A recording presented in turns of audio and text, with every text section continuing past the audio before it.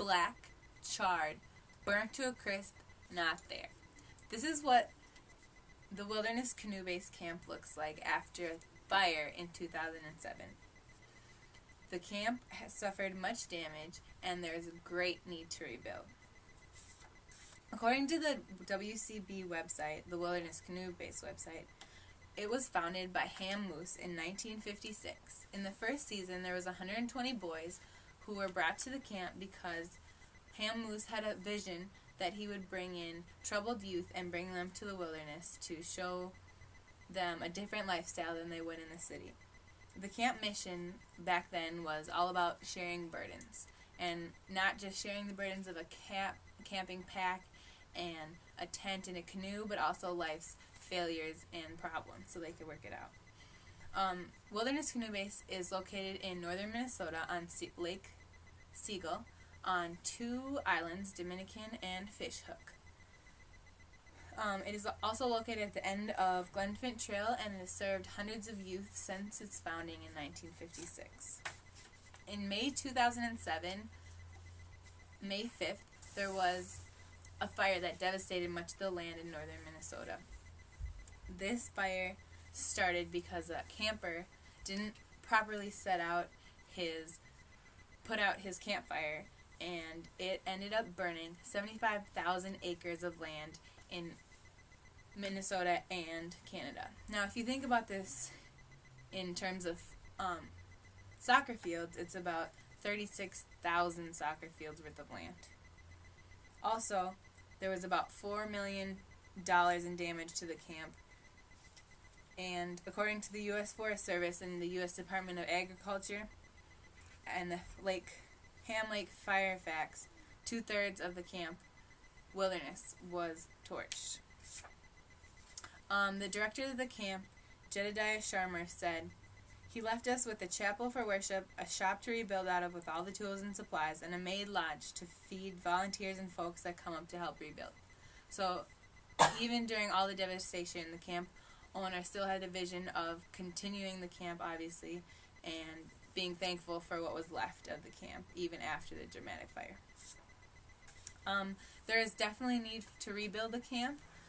A lot has been done so far, but they still have a great need to continue the construction. This summer they rebuilt the sauna, and a lot of the damages that were done were to camper cabins, staff cabins, saunas, outhouses, pretty much all the buildings there, besides the one I just listed, like the chapel and main lodge. Those were saved. But they rebuilt the sauna, they're redoing electrical work throughout the whole camp, and they remodeled a couple cabins this summer. What still needs to be done, according to the Wilderness Canoe Base website on the news update section, they need to finish the trail shack where they keep all the supplies, and they need to build 2 camper cabins and 2 staff cabins, as well as a drying rack for all the wet supplies. And they also need to come up with a new strategy to bring in money for the construction process, because once their money run out from the insurance from the fire, they also, and they were donated a large sum from Lutheran Thrivent. So when that runs out, they need a new strategy to bring in more revenue for the reconstruction process. I also talked with a camp staff member, Andrew Shea, and he said there's also always a need for help around the camp, especially after the fire. As there, you can do anything as far as construction, actual building of the camps, as well as just moving materials around for the workers to do that. The camp is very crucial to a lot of kids because it is their place of sanctuary and get away from a lot of things. It also brings out a lot of kids that they wouldn't necessarily get to experience in the city or wherever they might come from. According to Last Child in the Woods book, studies have shown that kids in wilderness programs gain self-confidence, self-esteem, optimism, and they also learn how to not go away from their problems, because if you're, let's say, faced with a problem like it's raining and you have to get your tent up, you can't run away from that. It's a problem. You have to work with your group and you have to get it solved. Also, according to Journal of Social Work, kids in wilderness programs or outdoor education programs also have increased energy flow, understanding of natural life cycles and appreciation of biodiversity, as well as a better feel of their community and relationships in it.